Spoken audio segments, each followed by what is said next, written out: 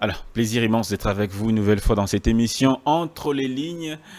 Mesdames et messieurs, vous le savez, il y a une question qui a fait vraiment polémique sur la place publique. On a reçu des juristes sur ce plateau qui malheureusement ne se sont pas mis d'accord, laissant nos téléspectateurs dans un flou total et artistique. Des questions sont venues de partout pour nous demander, pour nous dire qu'il fallait qu'on cherche quelqu'un pour éclairer l'opinion. Mesdames et messieurs, la ville de Kinshasa est dirigée par qui? La question reste posée aujourd'hui parce que les décisions sont venues un peu de partout. Alors nous sommes restés un peu dans le qui-vive. On ne savait pas finalement qui était l'autorité suprême dans la ville dans la gestion de la ville de Kinshasa. Alors, nous avons pour ce faire invité quelqu'un que vous avez tant réclamé. Vous avez même écrit dans nos messages YouTube. Monsieur Dan, pour la question de la gestion de la ville de Kinshasa, pourquoi ne pas appeler Maître Oscar Moubiaï qui pourra justement donner son point de vue à ce sujet. Nous saurons finalement qui dirige la ville-province de Kinshasa. Donc Maître Oscar Moubiaï n'a pas attendu longtemps.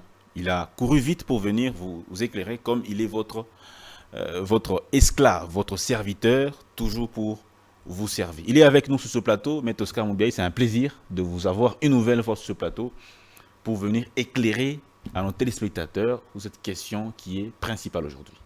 Merci beaucoup, M. Dan. Un grand coucou à vos téléspectateurs qui m'apprécient et aussi à ceux qui ne m'apprécient pas, parce qu'on ne doit pas faire l'unanimité.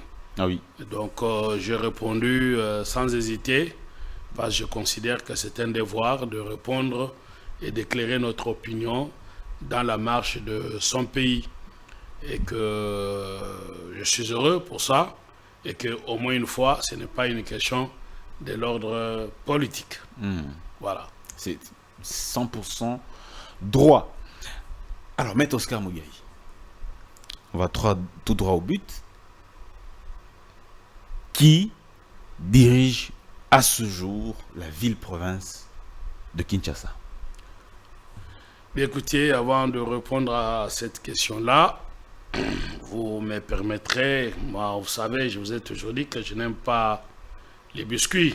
Dans ce que vous dites, est-ce que maître, vous avez un biscuit? Je vous dis non, je n'aime pas les biscuits, je n'en mange pas. Mais aujourd'hui, au moins, je vais manger quand même un biscuit parce que celui-là, il est sucré. C'est de ne pas quand même oublier un grand événement national et africain ou continental, c'est la victoire de nos léopards d'hier soir. Nous voulons quand même saluer cette victoire. Nous voulons féliciter nos léopards. Et nous ne pouvons pas non plus nous empêcher à féliciter les premiers supporters des léopards, les premiers sportifs d'entre eux, qui est le président de la République. Et voilà pourquoi je vous dis que le Congo est en marche. Ça fait longtemps que nous n'avons jamais atteint ces niveaux-là, depuis les années 70 ou 70.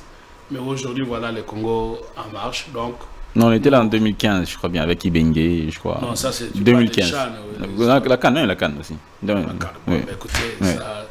2015, ça fait longtemps. Ça fait quand même longtemps, oui. Bon, vous n'êtes pas... Monsieur Dan... Maître Oscar Moubiaï, voilà la question de droit. La justice de Dieu.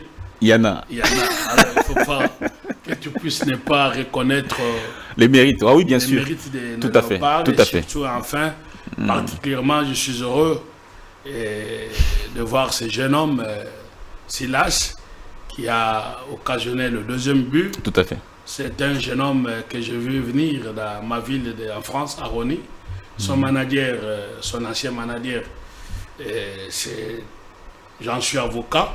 Donc c'était un jeune homme qu'on a vu venir et que l'on a accompagné. Malheureusement, à un moment donné, comme avec les joueurs, voire les musiciens, il y a parfois le conflit avec les managers. Et avocat dans cette affaire, j'ai pu quand même conseiller son manager dont je suis avocat pour lui dire qu'il fallait privilégier l'intérêt de la nation et ne pas amener ces conflits plus loin dans l'intérêt de ce jeune joueur qui est Silas. Et donc aujourd'hui, je considère que j'avais eu raison et je suis heureux de le voir sur terrain et que, comme nous disons que l'administration a changé et qu'on s'intéresse maintenant à l'encadrement de nos joueurs. Je pense que les ministres de sport, M. Kaboulou, qui me suit, pourra évidemment chercher à résoudre ces conflits-là qui risquent de ternir quand même l'image de nos 11. Mais aujourd'hui, ce n'est pas le moment. Je suis heureux de voir ce jeune homme évoluer. Je lui souhaite bonne chance et je lui demande là où il est, s'il m'entend, en dehors de la RDC, qu'il pense à ses fans qui sont à Rony et qu'il marque un but ou qu'il en occasionne pour que nous puissions aller en finale et que nous ramenons la coupe à la maison. Voilà mon biscuit, je l'ai bien mangé. Maintenant, je peux passer à votre question. Oui, la ville de Kinshasa. Alors, qui dirige la ville de Kinshasa? D'abord, cette question de qui dirige la ville de Kinshasa, pour y répondre, il faut interroger la Constitution. Parce que c'est la Constitution qui détermine la forme de l'État. Dire qui dirige la ville de Kinshasa, c'est répondre à la question quelle est notre forme de l'État. Okay. N'est-ce pas? Et quand vous allez plus loin, vers les articles 220, je pense, il est dit quoi?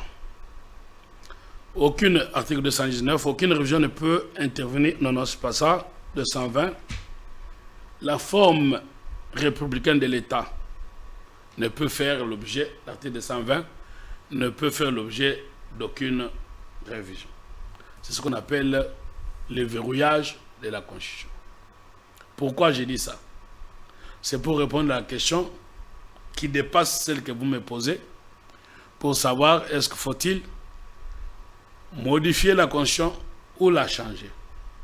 Vous comprenez que je suis, comme Bossembe aime bien le dire, géniteur de la 4e République. Je prône le changement de la Constitution. Vous avez là la preuve de la malfaçon de notre Constitution. Ça veut dire une Constitution mal rédigée, Constitution des belligérants. Et si nous voulons corriger, il nous faut changer la Constitution. Maintenant, nous vous démontrons que notre Constitution est mal rédigée.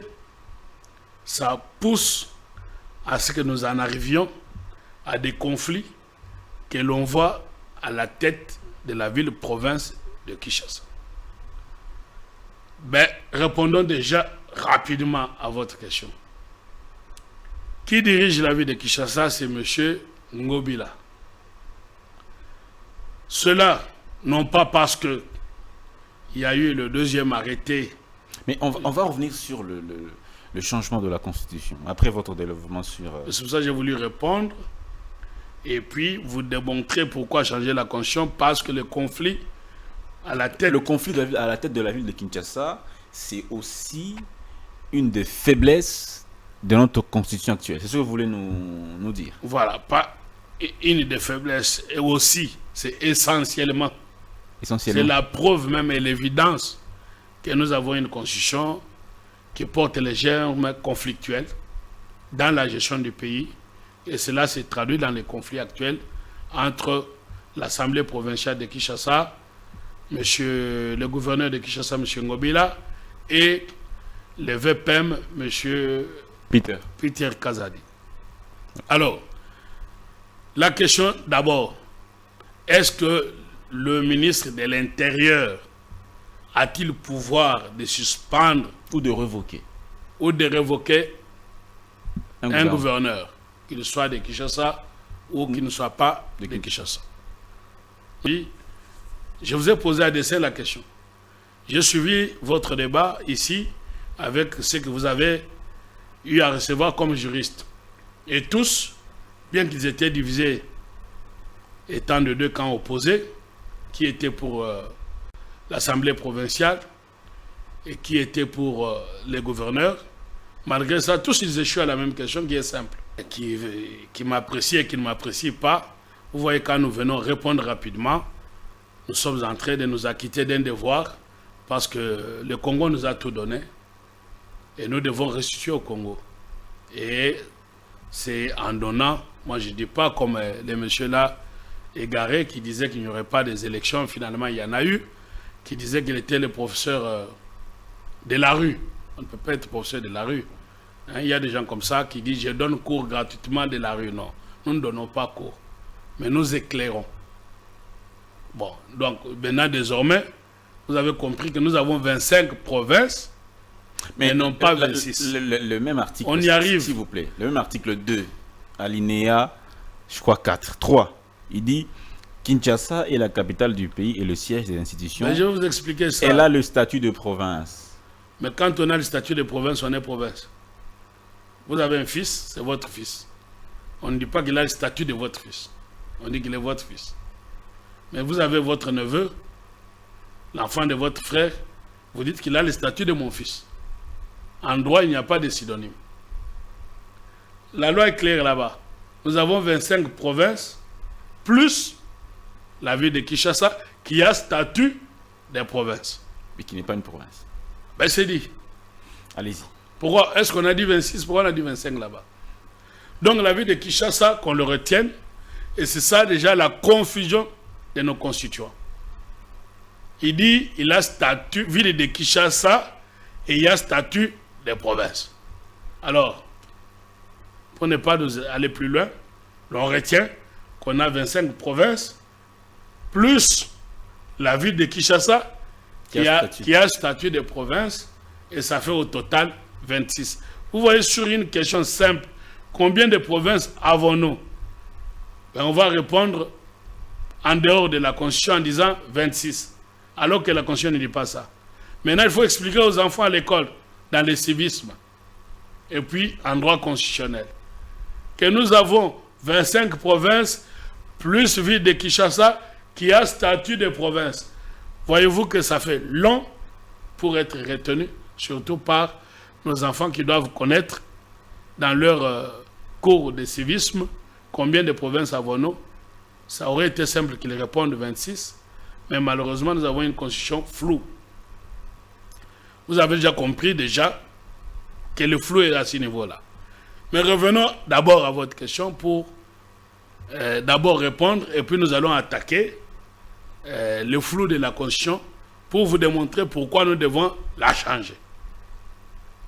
Bon, alors, je disais ici que M. Peter Kazadi, ministre de l'Intérieur, a commis un excès de pouvoir. Ça veut dire que quand on agit en dehors de son pouvoir, on commet ce qu'on appelle excès de pouvoir. Ça veut dire que vous agissez au-delà des pouvoirs qui vous sont reconnus. Donc, en suspendant M. Ngobila, il commet ce qu'on appelle excès de pouvoir. Donc, que ce soit quand il l'avait suspendu, c'est M. Ngobila qui continuait à pouvoir gérer la vie de Kinshasa parce que la décision de M. le ministre de l'Intérieur, c'est une décision illégale et c'est que nul et sans effet. Avait-il réellement suspendu M. Ngobila? Bon, ça c'est les détails. Tout le monde a appris qu'il a pris un communiqué suspendant M. Ngobila pour, n'est-ce pas, à la suite de son invalidation par la CENI. Je me suis exprimé sur cette question de l'invalidation de 82 candidats députés. Je n'y reviens plus. Ce n'est plus pour moi un débat, mais je suis sentinelle de l'état des droits. Chaque fois qu'il y a illégalité, quelles que soient les couleurs politiques des uns et des autres, nous avons l'obligation de vérité. Je vous avais dit que c'était une décision illégale et je vous ai vu recevoir les gens ici qui commencent à découvrir que c'était illégal. Et la question commence à mettre le pays dans l'impasse parce que l'on ne sait pas maintenant que la décision de la CENI va-t-elle être de la compétence du Conseil d'État, de la Cour constitutionnelle. Je me suis déjà exprimé ça. Comme on doit toujours être en avance par rapport à ses contemporains, j'ai été même injurié et je suis heureux que les yeux commencent à s'ouvrir. Ce n'est pas ça le débat. Je n'entends plus jamais y revenir. Ne m'appelez pas pour entrer dans ces débats-là des élections. Pour moi, c'est dépassé.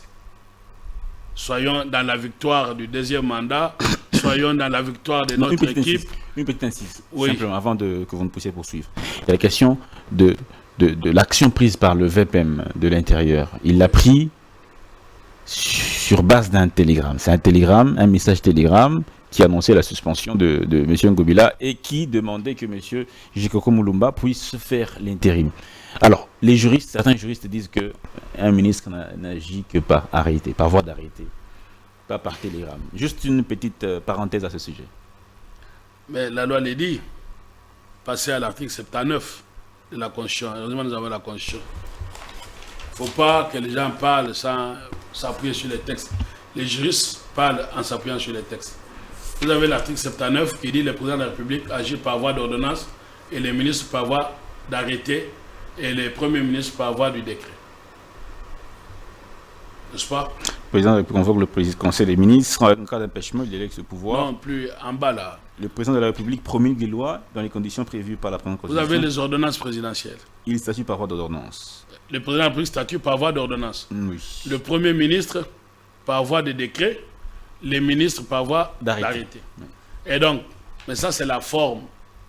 Ça veut dire que il y a eu une pratique malheureuse des vice-premiers ministres de notre pays qui s'ingèrent dans la gestion de provinces, entraînant des télégrammes, convoquant même des gouverneurs à Kinshasa. C'est illégal, tout simplement. Pourquoi? Je vous réponds tout de suite. Les télégrammes, même s'il avait pris un arrêté, ça serait un arrêté illégal. La question n'est pas les supports qui contiennent la décision. Une décision, parce que les supports, c'est les communiqués. Bon, c'est un mauvais support, ça aurait dû être par arrêté. Mais quand bien même il aurait pris l'arrêté, cet arrêté serait anticonstitutionnel. Donc, quand moi je dis que c'est M. Ngobila qui gouverne la ville de Kinshasa, ce n'est pas par rapport à sa soi-disant réhabilitation. Non.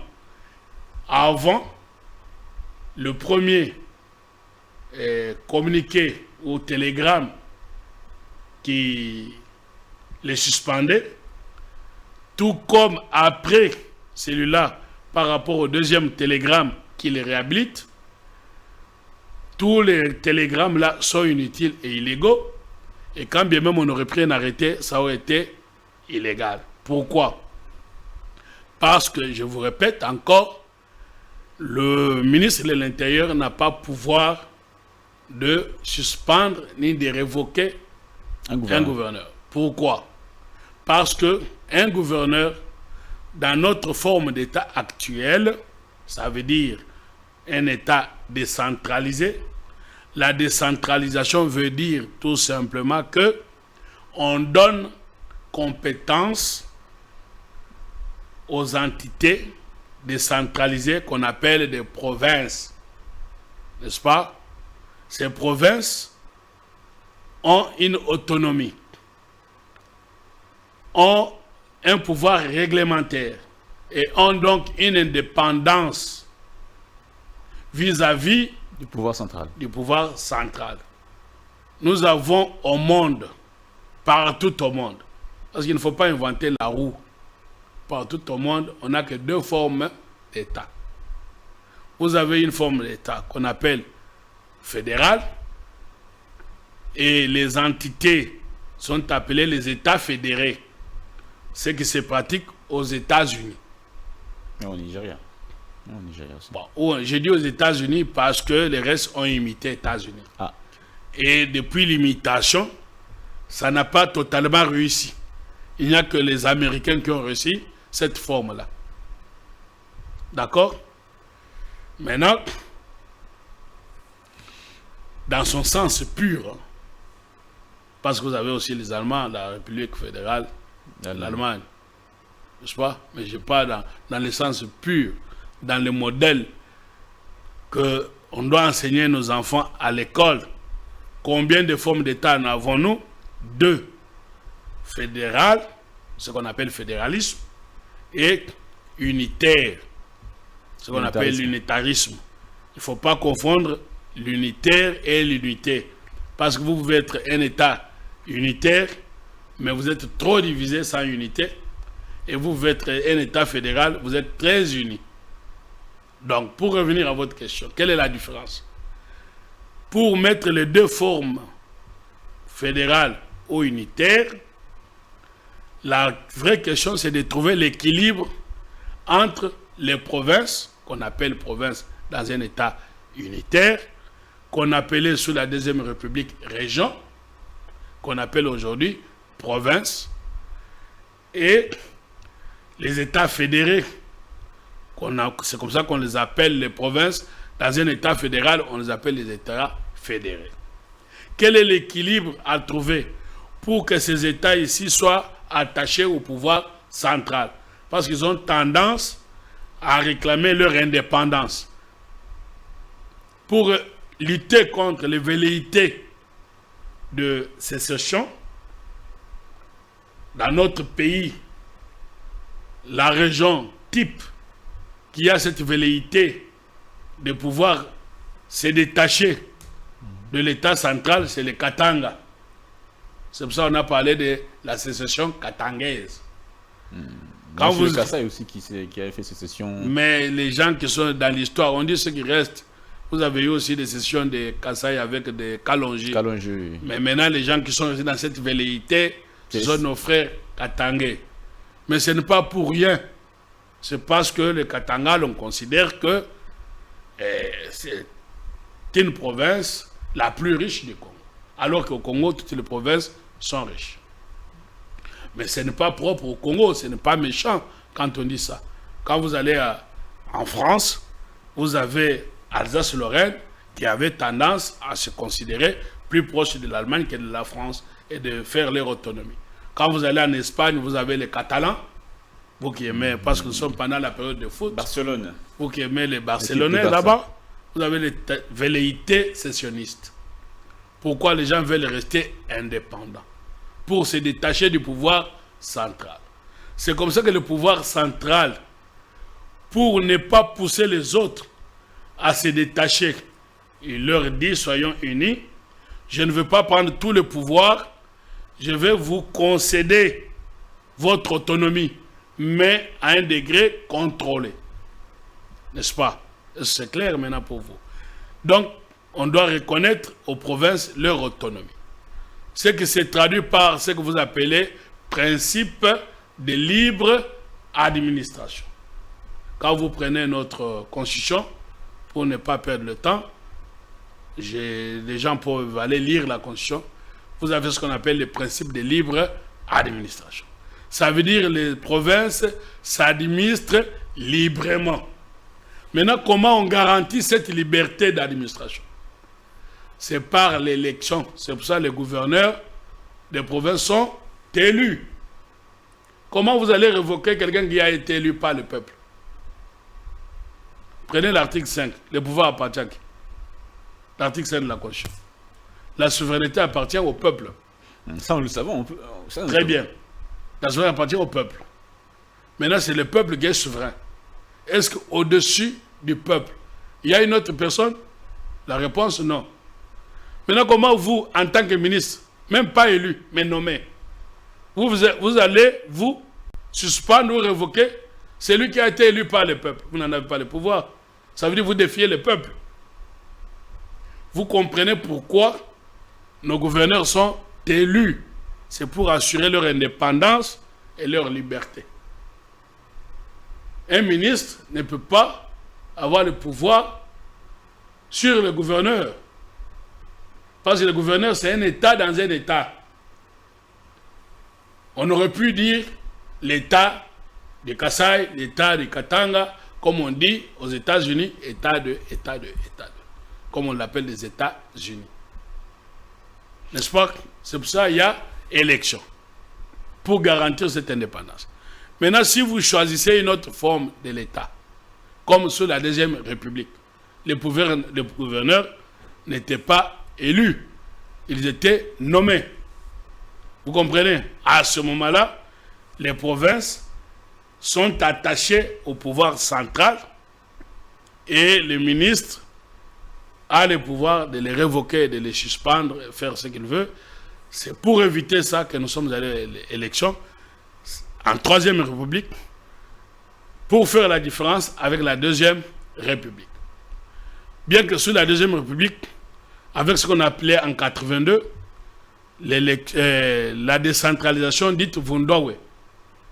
En 82, nous avons connu une décentralisation, mais qui n'en est pas une. C'était la tricherie de Mobutu. Parce qu'on ne peut pas parler de la décentralisation sans élection. L'unique critère, parce que si vous voulez dans un État unitaire, vous avez des variantes. Vous avez un État unitaire centralisé. Ça voudrait dire là, il n'y a pas d'élection pour les gouverneurs. On les nomme et on les révoque. Et vous avez un État unitaire décentralisé. C'est dans l'État où nous sommes maintenant.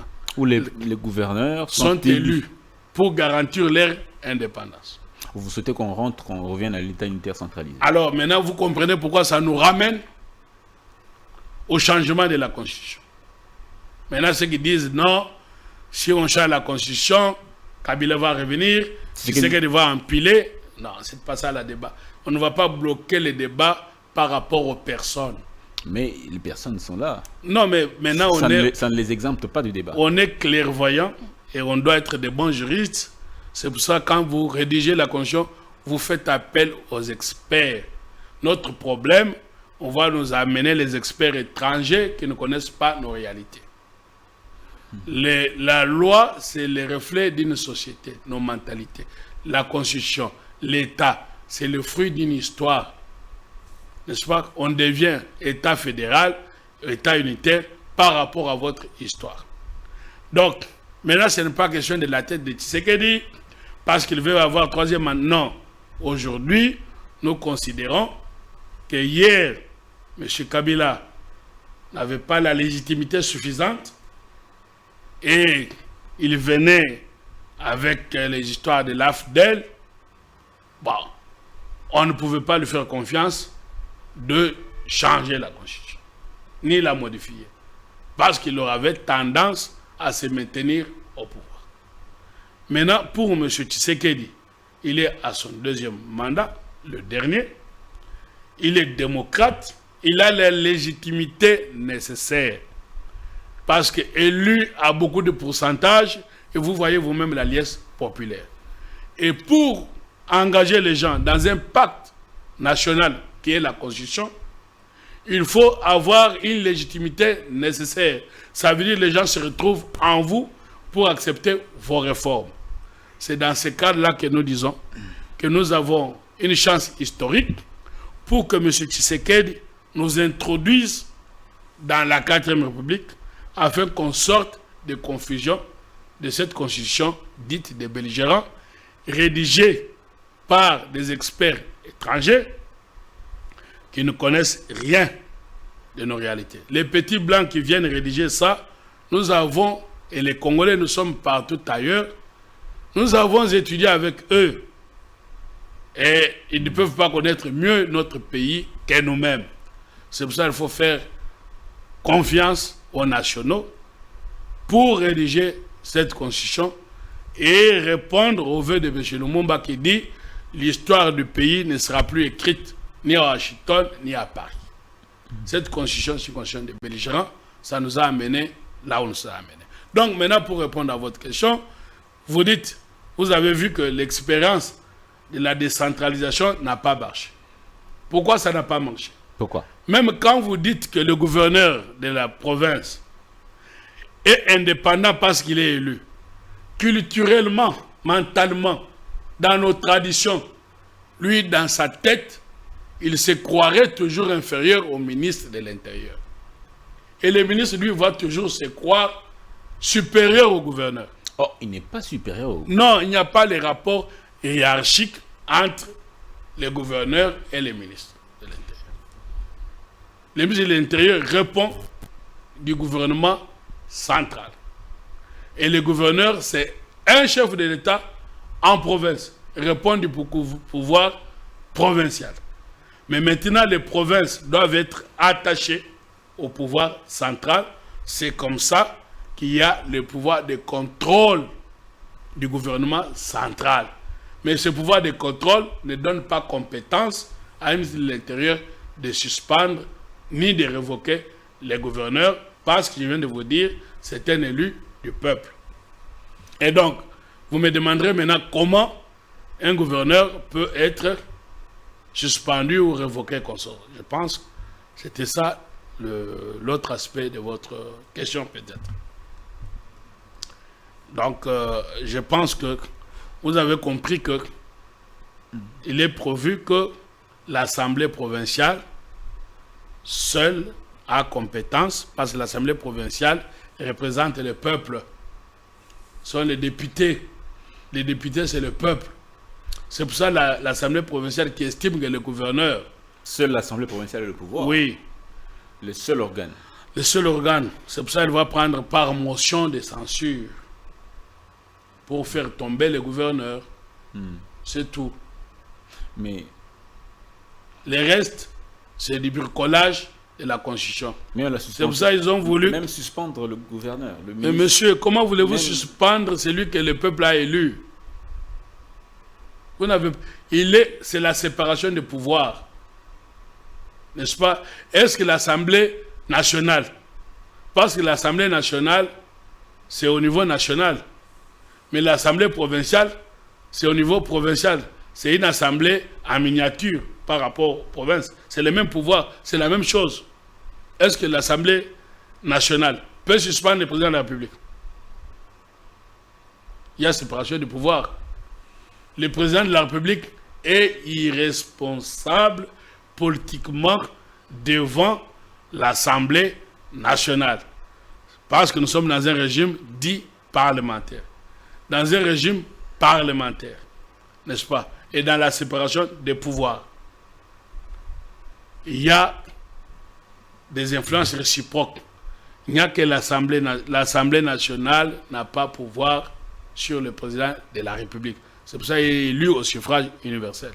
Mais maintenant, l'Assemblée nationale comme provinciale peut faire tomber l'exécutif par motion. Au plan national, c'est l'Assemblée nationale qui fait tomber le gouvernement national. Et en province, c'est l'Assemblée provinciale qui fait tomber les gouverneurs. Les gouverneurs, c'est un chef d'État dans les provinces. Il a l'indépendance, mais il dépend du pouvoir central. Bon, est-ce que c'est clair pour vous ou bien c'est flou? Le gouverneur, c'est le chef de l'État dans sa province. Oui. Voilà. Principe de libre administration. Principe de libre administration. Donc, et qu'est-ce que ça veut dire libre administration? Il n'a pas d'injonction à recevoir du pouvoir central. Non, c'est pour ça qu'on dit qu'il administre librement. Il a son budget, il a ses ministres, il a son gouvernement. Mais c'est ça. Mais pourquoi on a voulu ça? Mais quand on dit qu'il administre librement, c'est dans les matières qui relèvent de sa compétence. Il ne peut pas entrer dans la compétence. Des matières qui sont des matières de partage de pouvoir central. Voilà. Mais si vous avez... Dans la tête des Congolais, dans la tête de quand vous les suivez parler, quand on voit comment la Kinshasa est très sale, comment les routes sont dégradées... Ils disent que c'est Tshisekedi. Ils disent, mais pourquoi Tshisekedi? Non, en clair, ils disent que c'est Tshisekedi, c'est ça, non? Oui, tout à fait. Ils disent que c'est Tshisekedi qui ne travaille pas. Et puis ils disent ensuite que pourquoi Tshisekedi ne remplace pas Ngobila qui est défaillant. Vous voyez dans la tête des gens. Ben, c'est pour ça que j'ai dit que cette constitution ne répond pas à nos mentalités. Parce que nous avons les mentalités du chef. Ok? Dans tous les 4 coins de la République. Moi, je vous ai dit que je suis allé au village. Et au village... Demba. Oui. Il y avait même des enfants. C'est toi, Fachi? Alors, on rigole. D'accord? Ça veut dire que... Vous ressemblez un peu avec lui. Écoutez, je n'entre pas dans ça. Mais les jeunes enfants pouvaient dire ça. Donc pourquoi? Ça veut dire que dans la tête de ces bébés-là, je dis bien bébés, les enfants, de 5, 6 ans, 7 ans, dans leur tête, c'est Tshisekedi qui est là. Ce qui est une très bonne chose. Ce qui attache l'amour au pays, pas à la personne, mais il dit Fachi. Bon, maintenant, la question qui gouverne. Dans nos mentalités, les chefs, il n'y a qu'un seul chef qui a le pouvoir.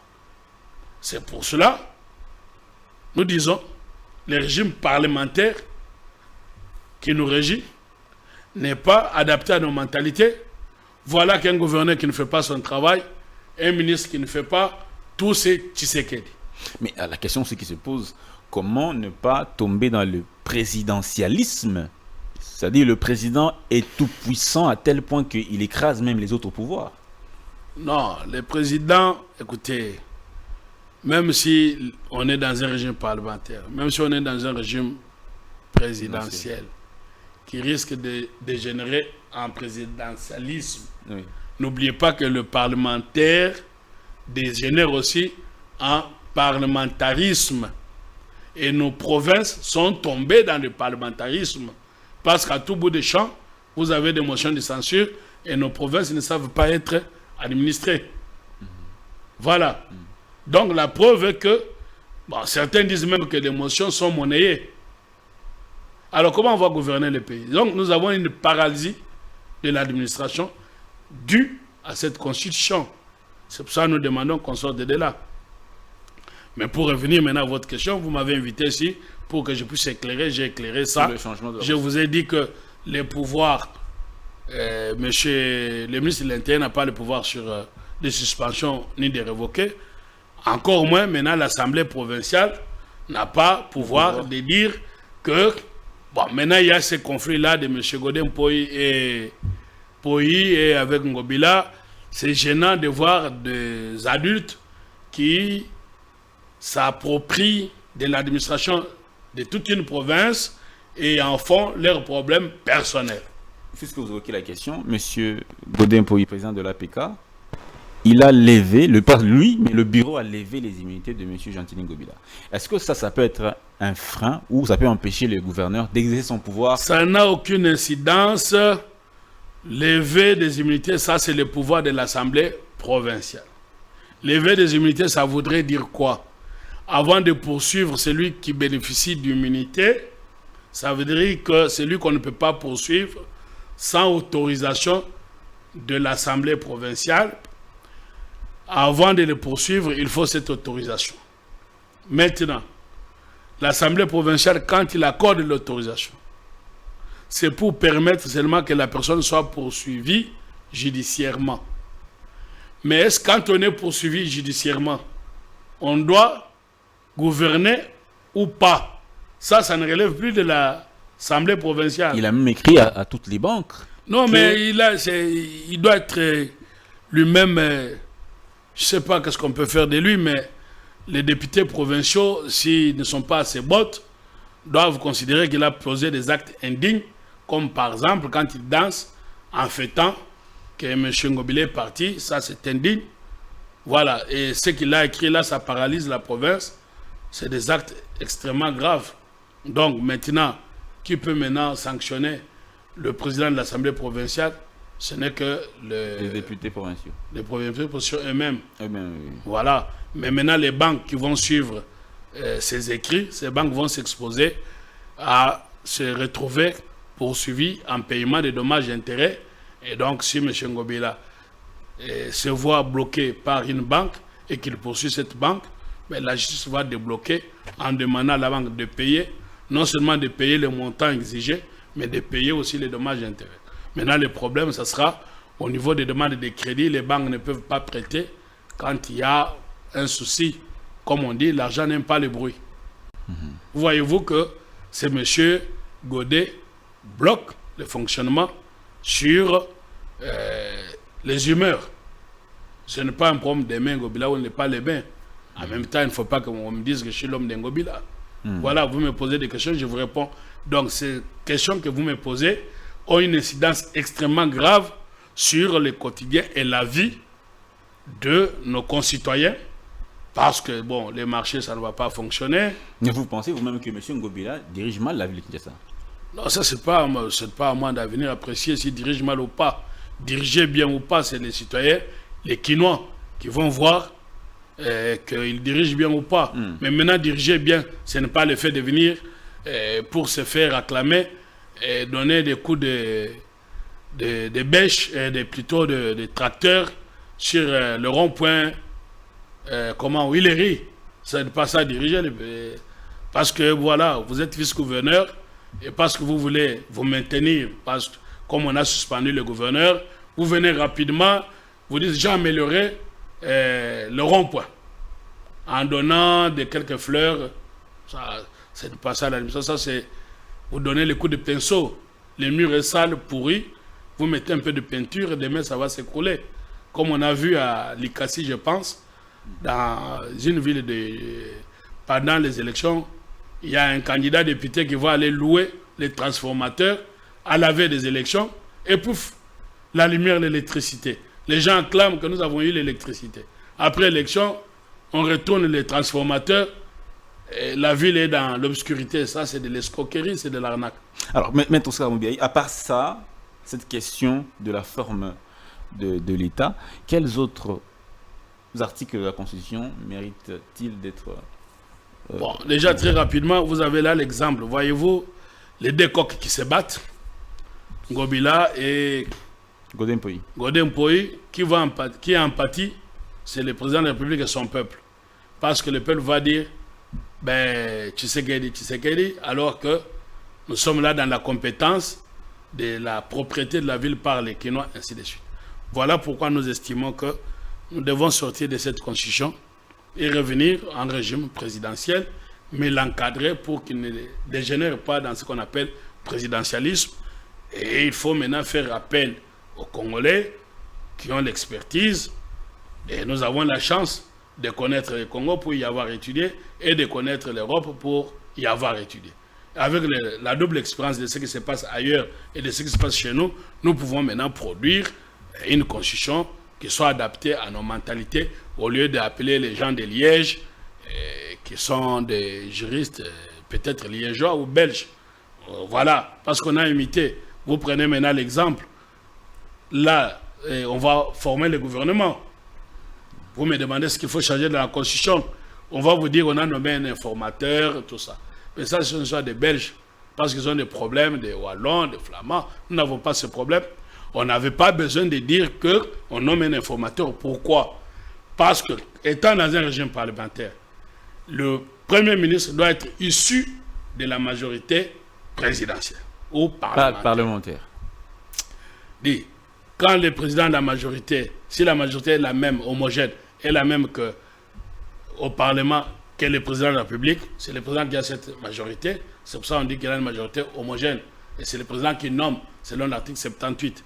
Et donc, pourquoi on a dit que le Premier ministre doit être issu de la majorité parlementaire? C'est parce que le Premier ministre, s'il n'est pas issu de la majorité, quand il va aller présenter son programme du gouvernement, on ne va pas le voter, il va tomber. Si vous n'avez pas la majorité au Parlement, comment vous allez gouverner? On va vous voter une motion de censure. Et donc, ces problèmes-là de la liberté du président de la République, de nommer un Premier ministre qu'il veut, il peut même nommer aussi un Premier ministre non issu de la majorité parlementaire si le peuple l'accepte comme un technocrate. Parce qu'on n'est pas obligé seulement de nommer un politicien. Dan, c'est un technocrate. Il peut bien diriger le gouvernement. Il n'est ni de la majorité, ni de l'opposition. Il peut devenir Premier ministre ou pas.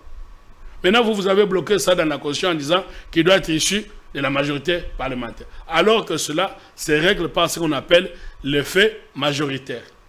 Ça se règle automatiquement. Mais on a voulu imiter la Constitution des Belges où il y a les problèmes de Wallons et Flamands, alors que nous n'avons pas ce problème. Voilà un peu ce que nous devons changer demain pour laisser au président de la République la liberté de nommer un Premier ministre de son choix, non pas par rapport à la politique, mais par rapport à la technicité. Enfin, vous me demandez... Mais il y a cette question que les gens se posent. On va finir, parce que la régie nous dit qu'on n'a plus le temps, vraiment. On va finir parce que bientôt, là, il y a un autre tournage. Les opposants disent que le chef de l'État actuel peut profiter pour se maintenir au pouvoir. Quand vous parlez des opposants, opposants à Tshisekedi, l'opposant au président Tshisekedi. Comme individu ou opposant à sa politique? Comme individu, comme pas. Est-ce qu'on peut être opposant à un individu? Non, pas individu forcément. À sa politique? Pas individu forcément, mais à sa manière de diriger, à sa... Mais comment sa manière de diriger? Il a été élu, ça veut dire qu'il dirige bien. Le peuple l'a accepté. Non, ça n'empêche pas qu'il y ait une minorité qui n'est pas d'accord. Mais cette minorité qui n'est pas d'accord doit attendre que le président commence le deuxième mandat, la campagne est finie. Le problème du Congo, c'est que la campagne termine, on continue à être dans la campagne. On continue à dire que Chilombo, tout ça, alors qu'il est président de la République. Ça, c'est pendant la campagne. Vous allez voir ce que vous appelez opposants. Ils sont tous robotisés.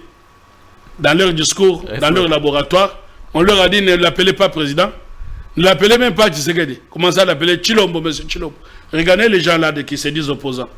Et pour eux, pour dire qu'on est opposant, il faut dire M. Tshilombo. Ils disent même pas M. Tshilombo. Ça vous ferait du bien de le voir aller au-delà de 2028? Ce n'est pas question du bien ou du mal. Est-ce que vous serez heureux de le voir au-delà de 2028? Non. Ce dont je suis heureux, et ce pourquoi moi j'ai demandé à mon ONG État des droits en marche, c'était de lire le président de la République actuel au regard de la prestation pendant 5 ans et de l'avenir de notre pays, parce que je considérais qu'il était le même, mieux indiqué en ce moment-là. C'est comme maintenant pour nous, comme nous sommes pendant la période de sport, c'est comme pour nos 11. Quand nous avons un penalty, on doit choisir le mieux à convertir le penalty pour l'intérêt de la nation.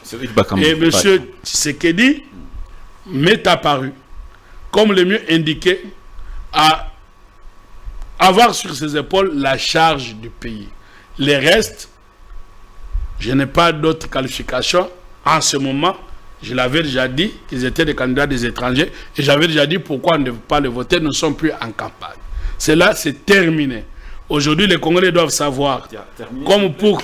Terminez, s'il vous plaît, parce que... J'en finis, je chute. Oui. Merci. Donc, je n'aime pas le terme chuter, parce que quand on chute, on ne marche plus. J'aime dire que je suis en train d'atterrir. Terminé. Oui, terminé. Non, je vous dis parce que ce sont les termes qu'il y a ici.